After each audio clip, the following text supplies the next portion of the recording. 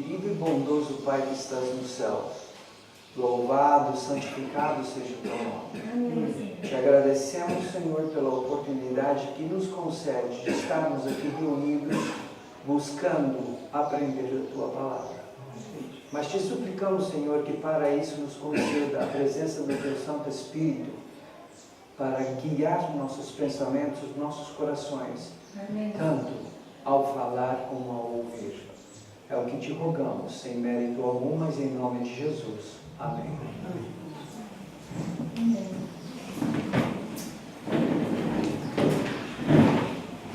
Gostaria de começar essa manhã a nossa palestra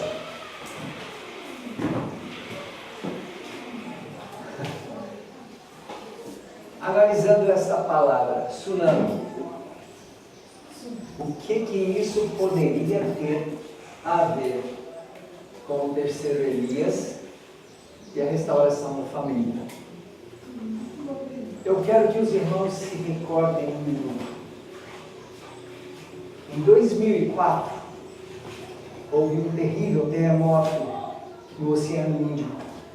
Provocou um enorme tsunami que atingiu áreas a mais de 3.000 quilômetros de distância. Mas o que me impressionou nesta tragédia muito foi o seguinte: observando um vídeo no YouTube, aconteceu o seguinte: havia alguém filmando o mar lá na Indonésia. E era uma praia de turismo. E tinha muita gente nessa praia. E essa pessoa que estava filmando percebeu quando o mar começou a retrair. E essa pessoa estava numa posição privilegiada. Podia enxergar o mar bem longe. Mas ela não entendeu o que estava acontecendo quando começou. E as pessoas que estavam na praia ficaram curiosos com aquela retração da água e começaram a caminhar para dentro do mar, porque agora era terra seca. A pessoa que estava filmando e alguém mais que estava com ela, então perceberam o que estava ocorrendo, o que estava para acontecer, porque eles viram lá longe a onda aproximando-se.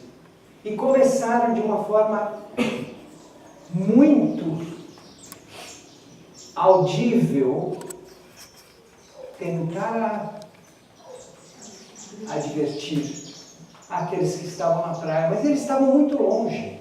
E eles gritavam freneticamente: saiam da praia, saiam da praia. Mas ninguém podia escutar. Algumas pessoas que estavam mais próximas: por que você está louco? Olhavam para cima assim. Por quê? E as pessoas cada vez mais entravam para dentro do mar. E o interessante foi que essa pessoa continuou filmando durante todo o processo, pelo menos da primeira onda.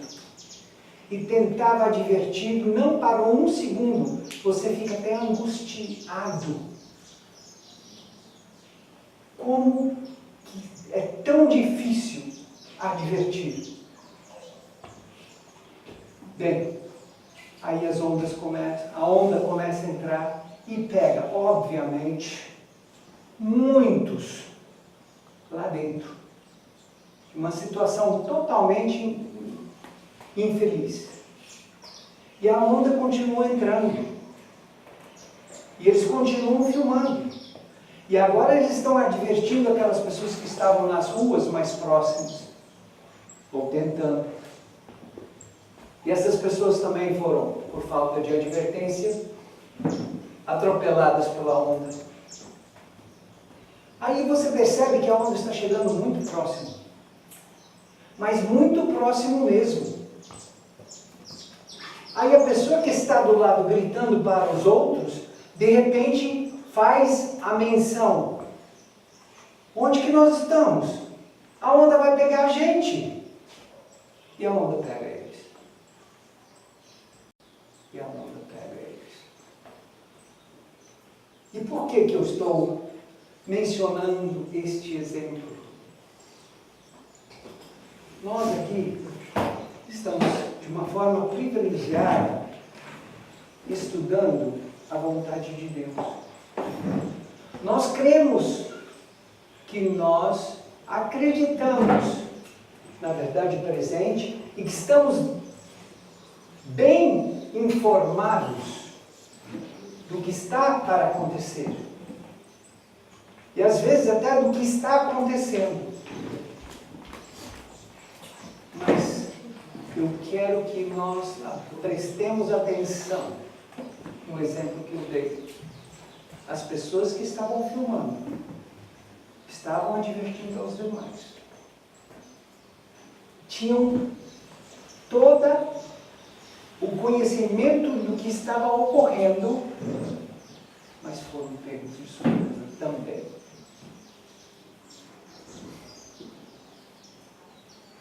Tem-me sido mostrado que muitos dos que professam a verdade presente não sabem o que creem. Não compreendem as provas de sua fé. Não apreciam devidamente a obra para este tempo. Agora eu pergunto, e a única menção que eu farei, pais que estão nesta circunstância, educam filhos de que maneira?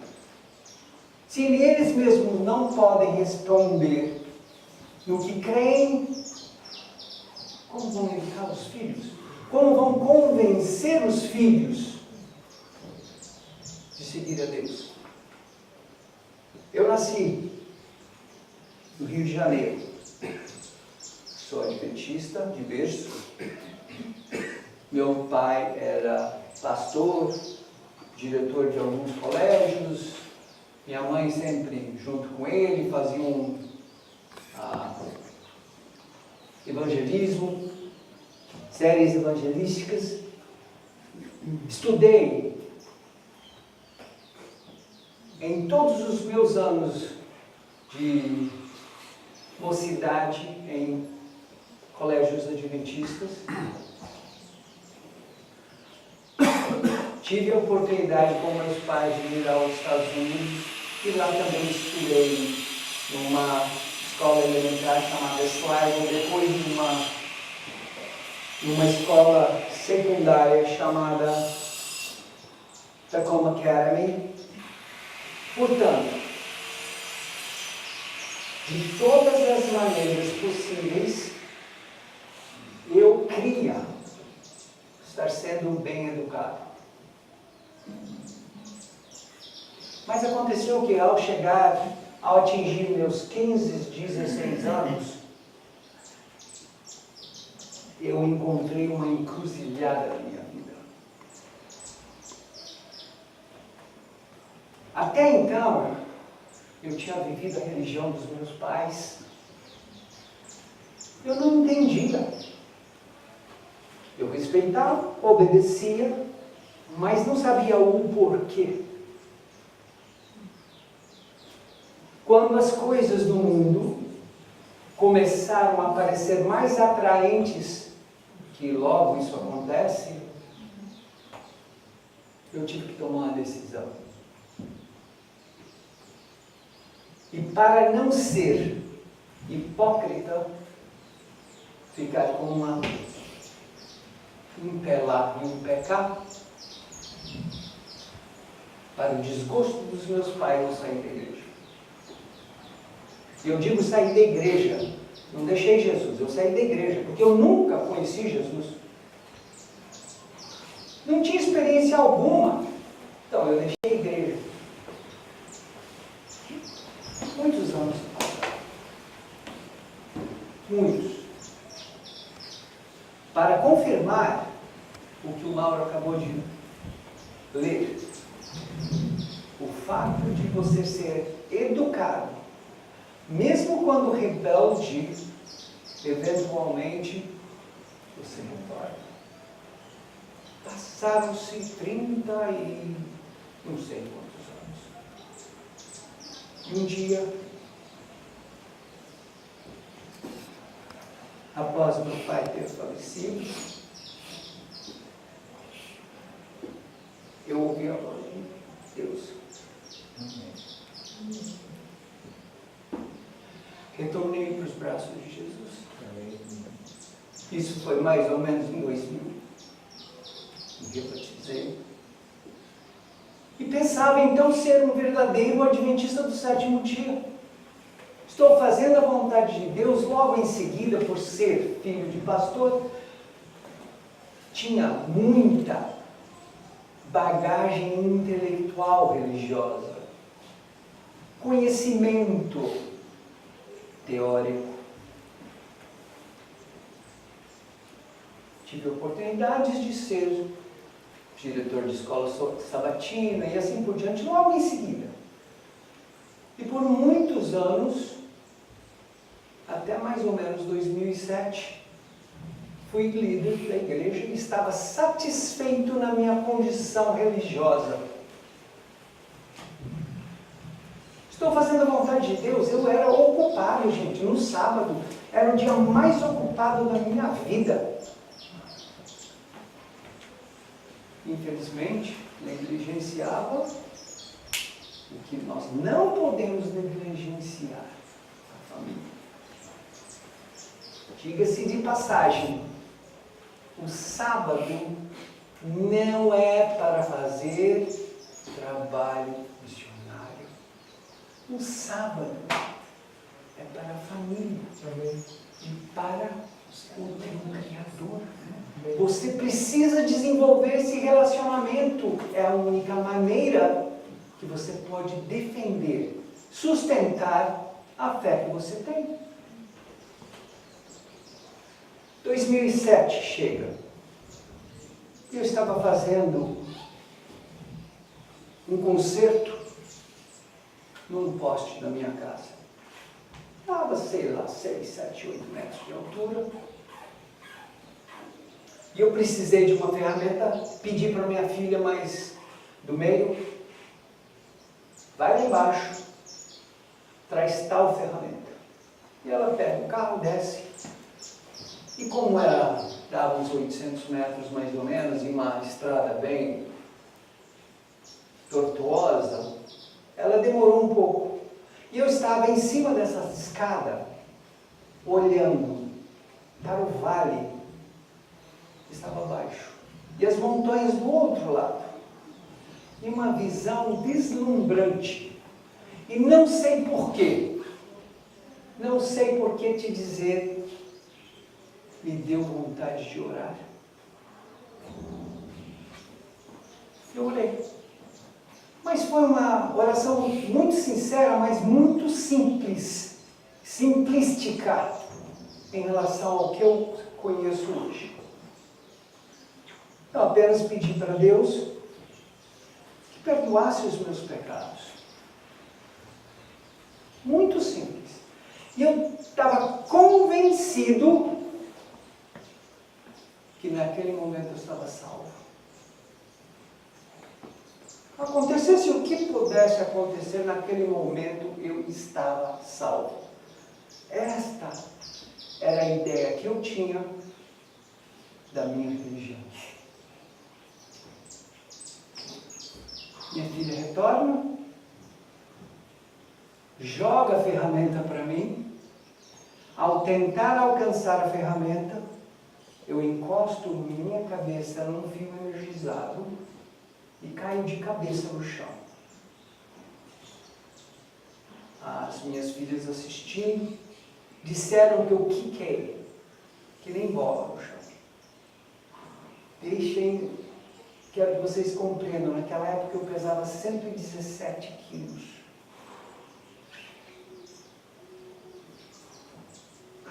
Quebrei quase tudo que vocês podem imaginar, mas inclusive o pescoço cervical, 1 e 2.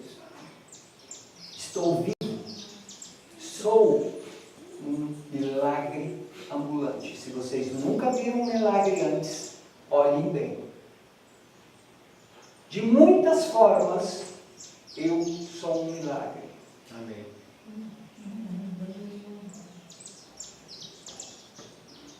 Mas Deus tinha coisas para me ensinar. Imagino eu, agora é o Max imaginando, tá? Que se eu estivesse salvo naquele momento, ele poderia ter me levado. Eu estaria salvo, ele me levava, estava tudo resolvido. Por que será que Deus não deixou que eu falecesse? E eu estou pensando sobre isso hoje, pelo menos 8 anos. Mas pelo fato de ter quebrado tantas coisas, literalmente, eu fiquei imobilizado em casa. E graças a Deus, televisão nunca me atraiu. O que fazer então?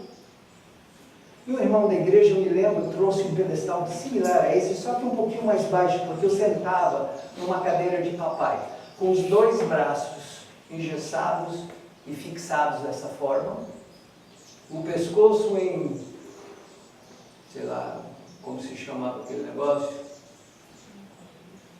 Um troço duro cervical, que era tão duro que aqui ficou em carne viva.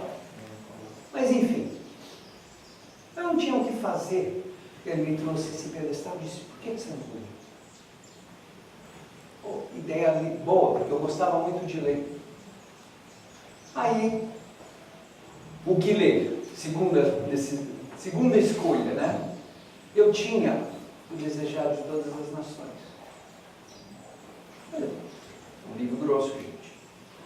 Eu disse, esse aqui deve ocupar meu tempo até pelo menos eu poder me mexer. E comecei a ler o Desejado de Todas as Nações. A cada página, sem exagero, eu percebia a minha incapacidade de compreender o que Deus queria de nós. Todos os anos de educação em escolas adventistas, mesmo com os pais cristãos, eu não tinha a menor noção do que Deus quer ou queria. Não tinha a menor noção. E eu fiquei chocado ao começar a descobrir que o que eu pensava estava totalmente diferente da verdade. Bem, li e li e li. E um dia cheguei à conclusão, Deus não permitiu que eu morresse naquele momento, porque eu estaria perdido.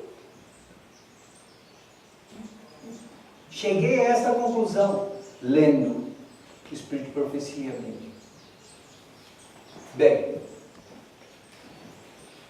esta foi a motivação da minha mensagem para os irmãos hoje. Nós precisamos entender, conhecer, teórica e espiritualmente, a nossa religião. O nosso Deus, o nosso Criador e o nosso Salvador. Eu gostaria que vocês abrissem suas Bíblias em 1 Pedro 3,15.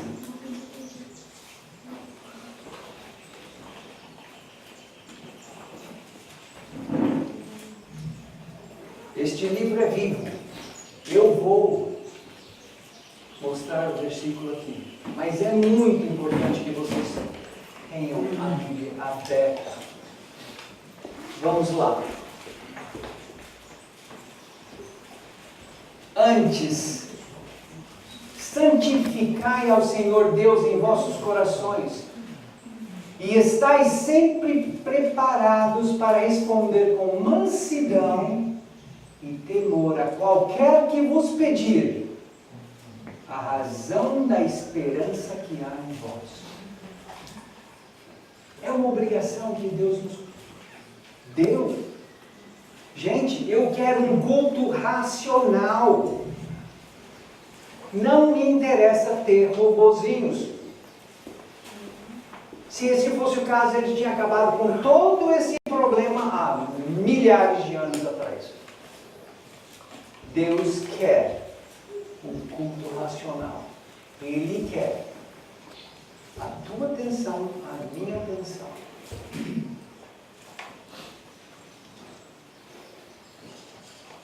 A minha pergunta então hoje é para vocês. Por que vocês são adventistas do sétimo dia?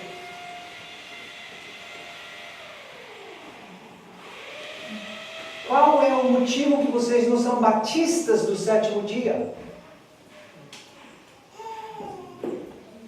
Eu vou explicar por que eu faço essa pergunta. A única doutrina que a Igreja Adventista do sétimo dia contribuiu para o cristianismo é a doutrina do santuário. O resto, todas as outras igrejas, Deus foi dando essa luz. É crescente, mas já existia. Então a minha pergunta continua sendo: por que nós somos adventistas do sétimo dia? Nós entendemos a razão? Eu vou fazer outra pergunta.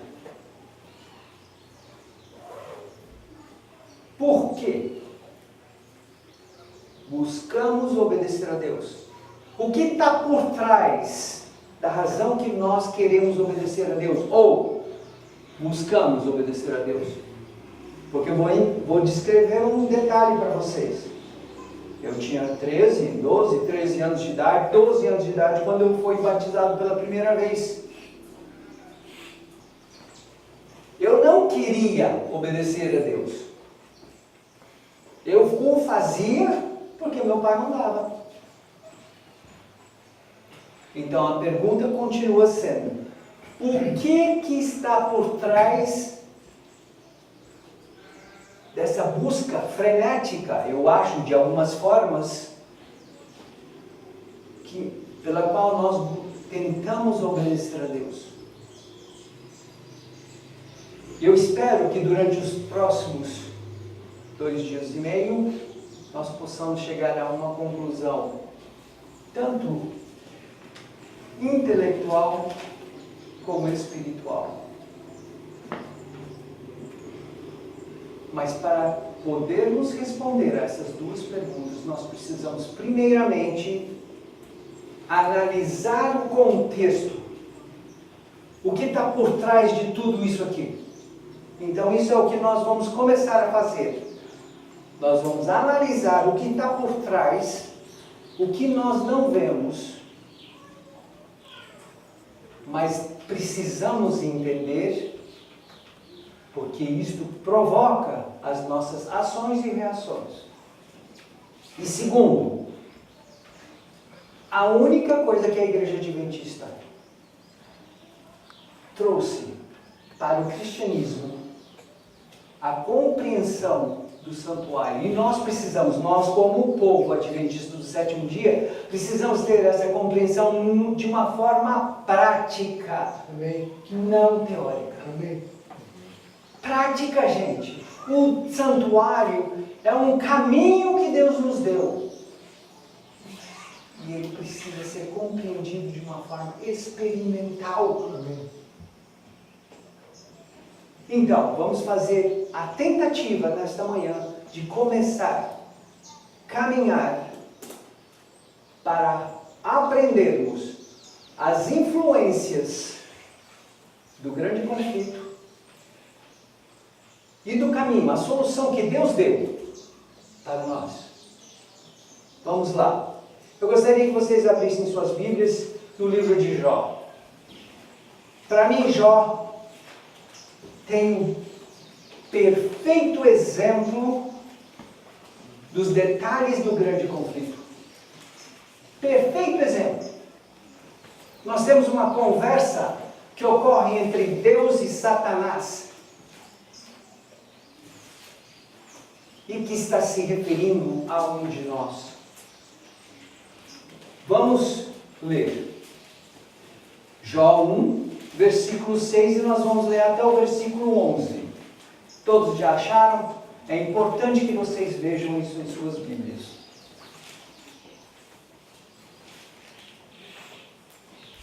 Jó 1, versículo 6. E num dia em que os filhos de Deus vieram apresentar-se perante o Senhor, veio também Satanás entre eles. Muito bem. Versículo 7. E então o Senhor disse a Satanás: de onde vens? E Satanás respondeu ao Senhor e disse: de rodear a terra e passear por ela. Versículo 8. E disse o Senhor a Satanás: observastes tu o meu servo Jó? Porque ninguém há na terra semelhante a ele, homem íntegro, reto e temente a Deus, e que se desvia do mal. Naquele momento, Satanás tinha ido ao céu se gabar com o príncipe da terra. Ele ia se gabar, se mostrar perante todos os que estavam na reunião de Deus, que aquele mundo é meu. E Deus disse: espera aí, espera só um pouquinho, viu? Eu tenho uma surpresinha para você. O que eu falei que ia acontecer, está acontecendo agora. Eu tenho um homem.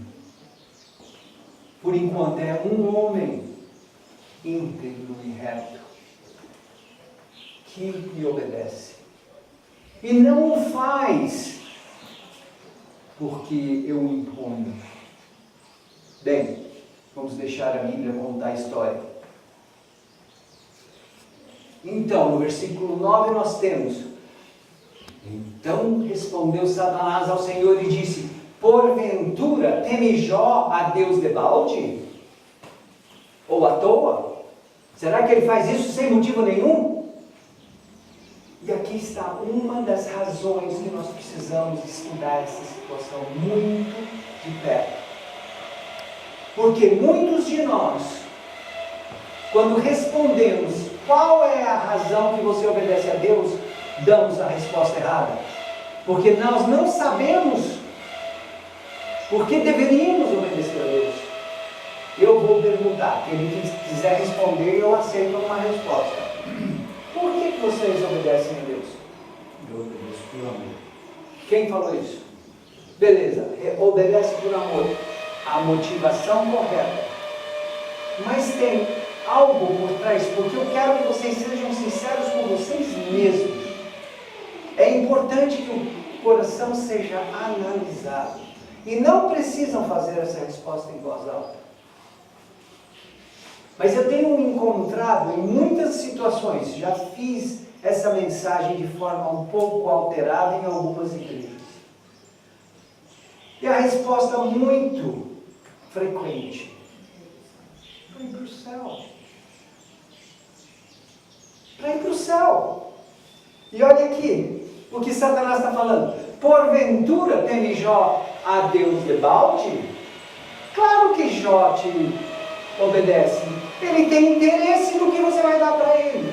Claro que os adventistas do sétimo dia te obedecem. Eles querem ir para o céu, não querem ir para o inferno. É óbvio. Agora, não promete nada, quero ver o que acontece. Então nós precisamos analisar o que está por trás dos nossos desejos. O nosso coração é enganoso demais. Nós podemos ter uma pretensão óbvia para todos que nos circundam, mas na verdade podemos estar vivendo uma mentira. O egoísmo precisa ser completamente erradicado do coração do cristão. De forma alguma esse cristão pode adentrar as portas do céu. E essa motivação é totalmente interesseira. Por que eu sou adventista do sétimo dia? Porque eu obedeço a Deus? Eu preciso entender isso muito bem.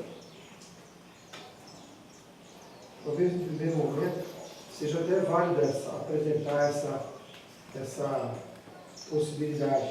Mas no primeiro momento, depois com um estudo mais aprofundado, a pessoa chega a entender qual é a missão. Vamos entender uma coisa. É muito claro na Bíblia que Deus continuamente fica nos mostrando o que é bom. Muito claro na Bíblia. Aliás, se nós começarmos no início de Gênesis, tudo era perfeito. A vontade de Deus é que nós vivamos naquele ambiente. Essa é a vontade de Deus. E Ele quer tanto isso para nós, que o sacrifício imenso foi realizado para nos conceder a oportunidade, novamente, de viver em tal situação. Mas essa não é a nossa motivação. Essa não pode ser a nossa motivação. O amor, sim, porque o amor vai trazer outro princípio à tona. Eu vou explicar de uma forma diferente. Se a recompensa me motiva, pode ocorrer que durante um período extenso e problemático eu chegue à conclusão que a recompensa não vale a pena. Isso ocorre. Às vezes nós temos sonhos bons, altos, e a gente corre atrás de realizá-los. Mas chega no meio do caminho, nós chegamos à conclusão: será que vale mesmo a pena? Então, nós precisamos ser motivados por princípio e não por egoísmo. Isso precisa ficar claro para nós.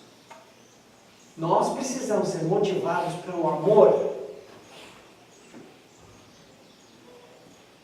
E como foi que Jesus disse? Se vocês me amam, é princípio.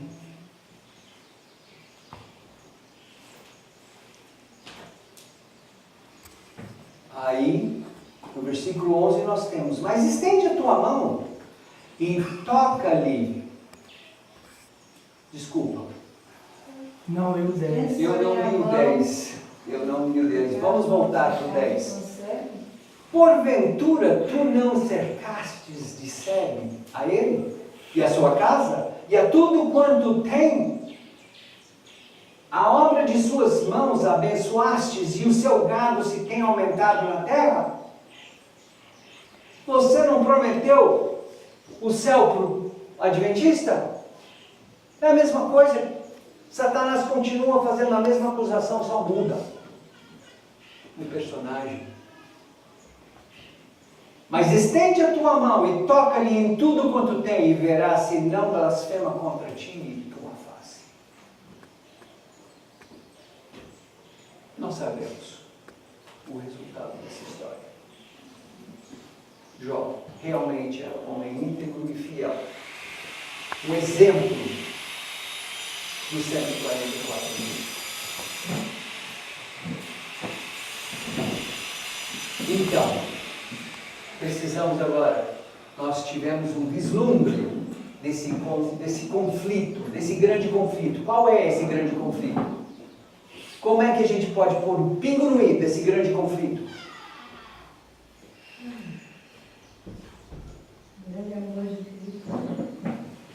Não, mas qual é o conflito? Sim. Ainda a adoração a Deus. Testemunhar que essa acusação de Satanás é falsa. Pronto. Deus diz que o reino dele, o reinado dele, as leis dele são as melhores que podem existir. E Satanás diz: de forma alguma. De forma alguma, as minhas liberdade total são melhores.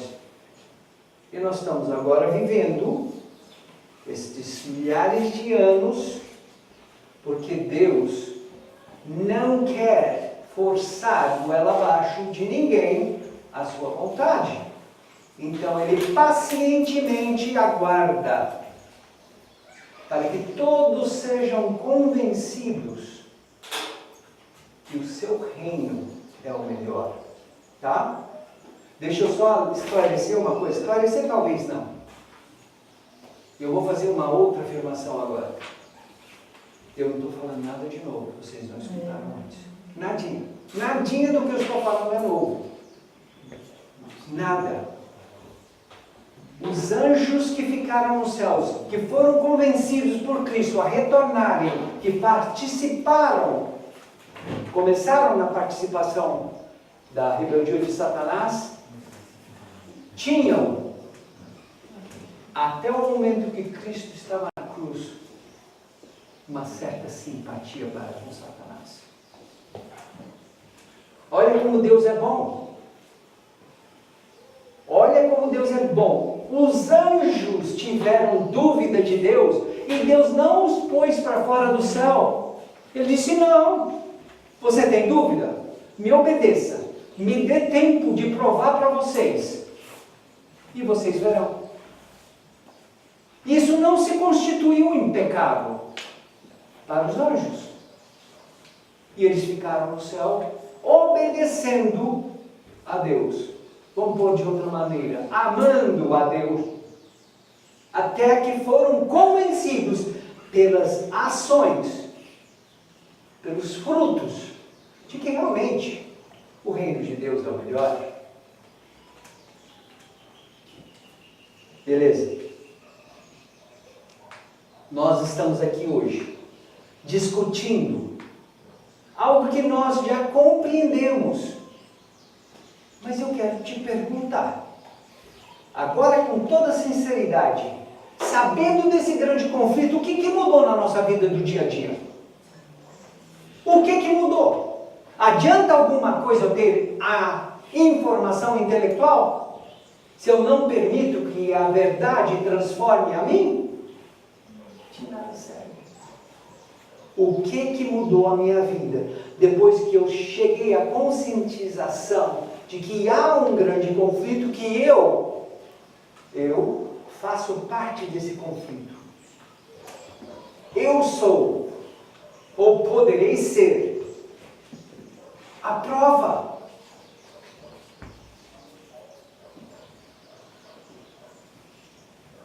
Aí nós chegamos no santuário. E o meu pai uma vez sentou comigo, quando eu era criança ainda, e me explicou todos os rituais do santuário. E eu vou falar para vocês detalhadamente. Eu cheguei à conclusão mais tarde da vida que ele não estava me ensinando o santuário, ele estava treinando uma aula que ele ia dar. Tá? Mas isso foi depois, muito tempo depois, é que eu cheguei a essa conclusão. Por quê? Eu até tinha decorado algumas partes da cerimonial, mas ele não explicou. Não explicou, eu não compreendi por quê. Ele explicou sim, que o cordeiro, a ovelha, representava Cristo. E pronto. Que Cristo havia morrido por mim na cruz, certo? Quer dizer que então eu tinha a compreensão de que eu posso chegar lá, pedir perdão para Cristo, ele morreu na cruz, o sangue dele salvou todos, eu estou salvo. Correto? Assim que eu compreendi. Agora, a verdade é um pouco diferente. É mais profundo. Você tem que calar um pouquinho mais. Então vamos lá, de uma forma prática, entender o santuário em 7 minutos. O que ocorre no santuário? No dia a dia, o que ocorria no santuário, me perdoe. O que ocorria? A pessoa que pecava levava um animal, e este animal poderia ser diversos animais, tá? Diversos animais, e esta pessoa entregava esse animal na mão do sacerdote, que fazia o quê? Primeiramente, importante fato, é um detalhe que faz diferença. Ele confessava Não. Você entrega o animal na mão do sacerdote, o sacerdote fazia o quê? Expiação. Ele olhava para ver se o animal era perfeito. Por quê? Tem o simbolismo de que ele representava Cristo e Cristo é perfeito. Amém. Pronto. Então, precisamos entender as coisas bem detalhadas nesse sentido, o simbolismo, tá? Então, o animal tinha que ser perfeito, beleza? Eu chego para o sacerdote, entrego o animal é perfeito. Então, o que ocorre? Eu vou confessar meus pecados sobre aquele animal. E eu vou degolar ou o que for o processo do qual o animal estiver utilizando. Por quê? Eu precisava ter a impressão do custo do pecado. Pensa assim da seguinte forma. Não há pecados gostosos? Sejam honestos. Eu tenho alguns pecados na minha cabeça que eu acho muito gostosos até hoje. Comer muito, assim. O que acontece? O que Deus quer que aconteça conosco? Que nós chegamos a contemplar o que isso custou de tal forma que nós não obedecemos Ele porque Ele falou, mas porque chegamos a odiar o que causou toda essa desgraça no universo. Nós vamos um dia odiar o pecado pelo poder do Espírito Santo. Não vamos esquecer. E se eu esquecer de falar isso em qualquer momento, por favor, é o que eu quero dizer, tá? Sempre. Ninguém aqui vence em nada sem a graça de Cristo e o Espírito Santo. Esquece. Já me pegaram algumas vezes porque eu esqueci de mencionar. Bem, então, o que acontecia depois que eu degolava esse animal? O sacerdote pegava o sangue, passava pela pia, a gente não precisa passar por todos os passos. Passava pela pia e entrava no local santo. E chegava numa cortina que fica entre o santo e o santíssimo. E aspergia o sangue daquele animal. Agora vamos entender na prática o que estava ocorrendo. Quando eu confessei, pus a minha mão em cima da cabeça daquele animal, simbolicamente eu estava transferindo os meus pecados para aquele animal.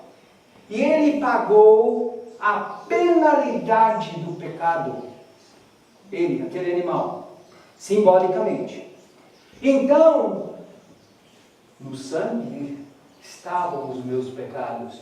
E eles então foram transferidos para o santuário. E uma vez por ano. Eu estou sendo bem reduzido aqui, tá, gente? Uma vez por ano. Este santuário precisava ser purificado. Simples assim. Este santuário tinha o pecado de todo o povo de Israel, aspergido naquela cortina. E ele então precisava passar pelos processos de purificação. Beleza. Agora, o que estava envolvido neste processo da purificação? No dia da expiação, dias antes, 3 dias antes, os israelitas precisavam, de uma forma cerimonial, se prepararem para encontrar com Deus nesse dia da expiação. O sumo sacerdote se preparava da mesma forma, então o processo começava. Ele escolhia 2 bodes, tinham 2 bodes, e ele escolhia entre eles o que seria o bode de sacrifício e o que seria o bode emissário. O bode que seria sacrificado removia ou pagava pelos pecados do povo. O sacrifício daquele bode pagava pelos pecados do povo. Certo? O outro bode, depois que o sumo sacerdote havia entrado no Santíssimo, pedido perdão por todos os pecados cometidos em Israel, ele então saía do Santíssimo, colocava sua mão em cima do bode emissário e transferia a iniquidade ou o pecado de todo o povo daquele bode. Isso, de uma forma prática, é o que estava acontecendo, é o que acontecia. O que precisava ser compreendido? Que existem duas coisas no pecado. Existe a culpabilidade no pecado. Existe a responsabilidade por ele. Jesus não apagou, mas pagou o preço do pecado por nós. Mas a responsabilidade por aquele pecado alguém tem que assumir. Senão a lei de Deus não seria justa. Aquele bode emissário representa então quem? O originador do pecado.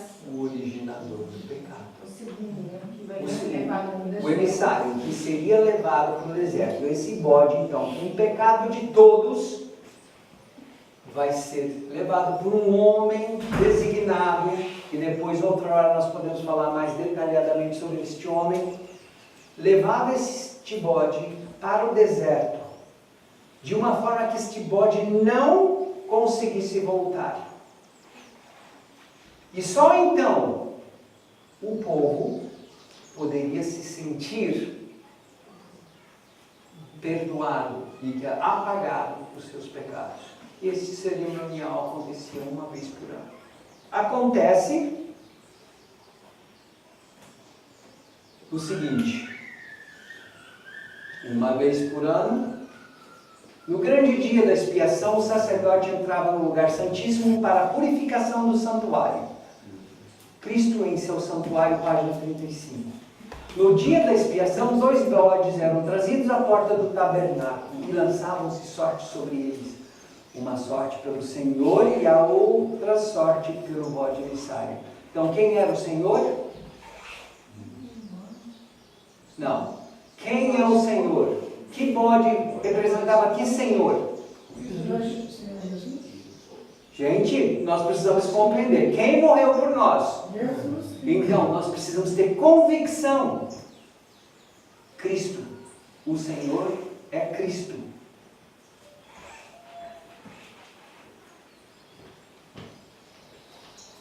E a outra sorte era lançada pelo bode emissário. O bode sobre o qual caía a primeira sorte deveria ser morto como oferta pelos pecados do povo. O primeiro bode, que representava Cristo, deveria ser morto como oferta pelos pecados. E agora nós temos a citação em Levíticos, que é basicamente a mesma coisa, mas eu queria mostrar para vocês que é bíblico e está no Espírito de Profecia quase que identicamente.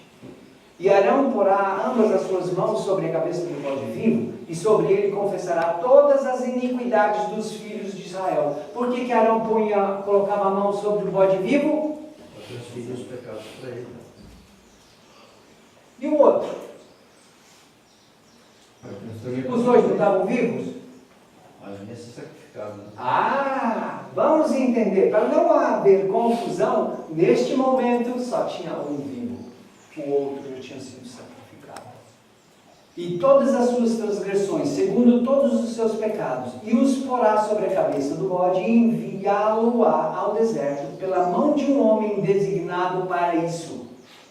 Assim aquele bode levará sobre si todas as iniquidades deles à terra solitária. Antes que o bode tivesse desta maneira sido enviado, não se considerava o povo livre do fardo de seus pecados. Cada homem deveria afligir sua alma enquanto prosseguia a obra de expiação. Todas as citações têm a referência embaixo, tá? E se alguém quiser, depois eu posso passar uma cópia para vocês. O sangue de Cristo, ao mesmo tempo que livraria da condenação da lei um pecador arrependido, não cancelaria o pecado. Olha só, o sangue de Cristo justifica o meu pecado, mas não o cancela.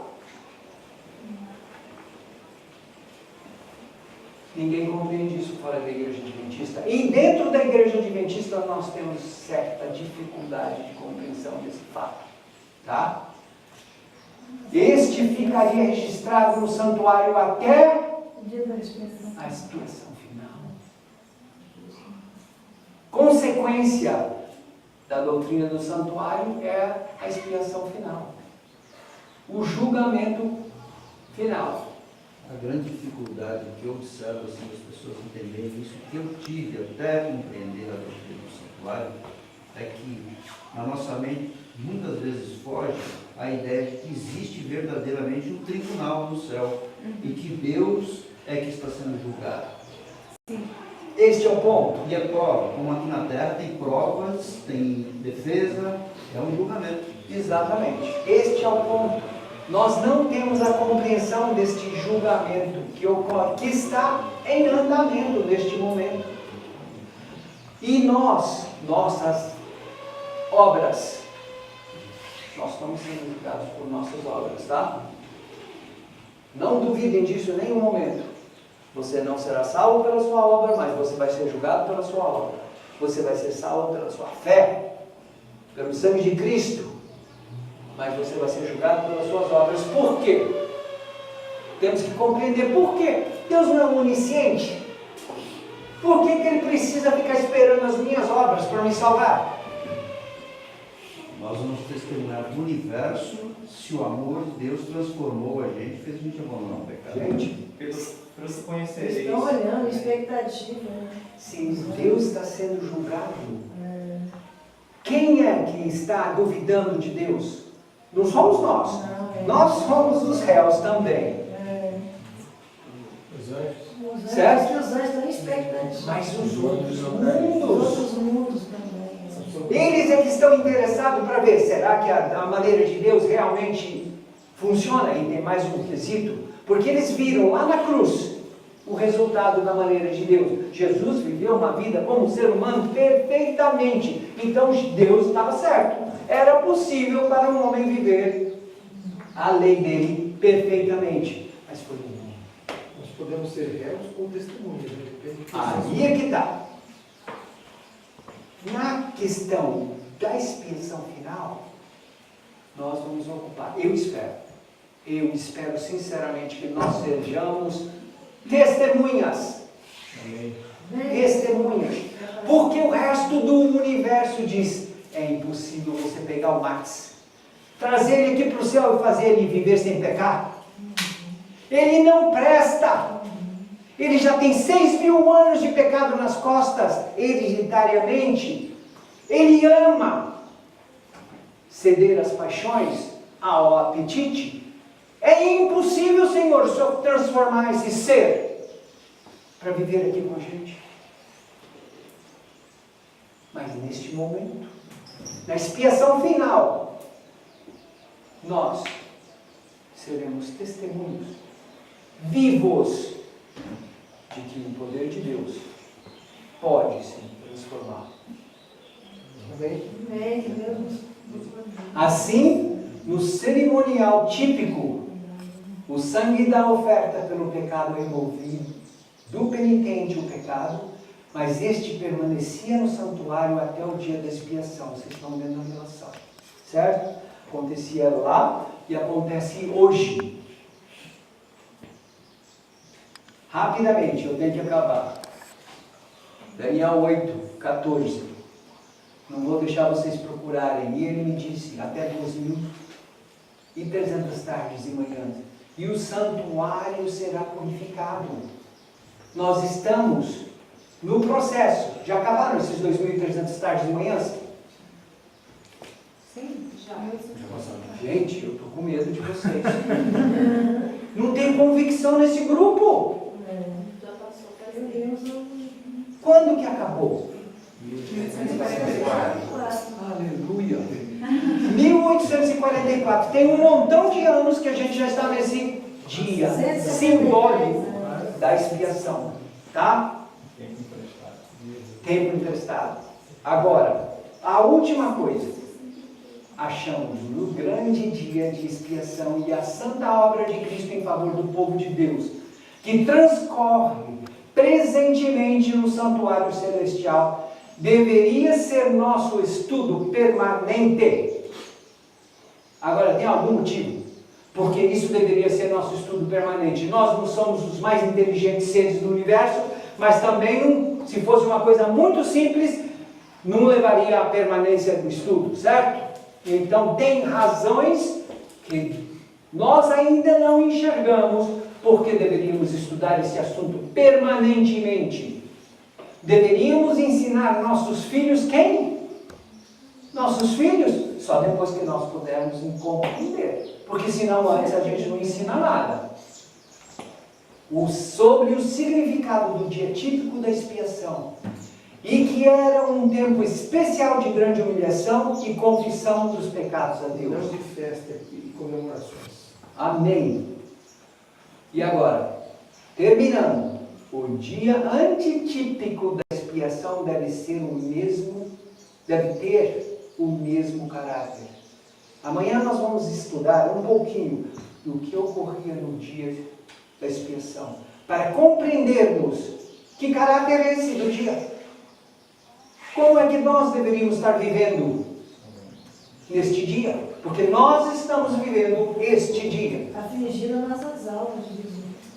Cada um que ensina a verdade por preceito e exemplo, dará à trombeta o sonido certo. Amém? Vamos nos ajoelhar.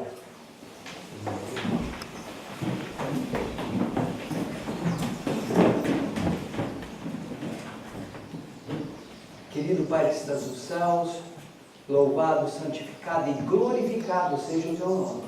Amém, Senhor. Te agradecemos imensamente pela paciência e a tua misericórdia. É verdade. Nós entendemos que estamos te devendo. É verdade. Há muito tempo que o Senhor gostaria de ter terminado este conflito. E eu entendo, nós entendemos que nós fazemos parte do momento final. Por favor, Senhor, impressione-nos a tal ponto que deste momento em diante façamos tudo o que compreendermos para antecipar a tua volta. Amém? É o que te pedimos e agradecemos em nome de Jesus. Amém.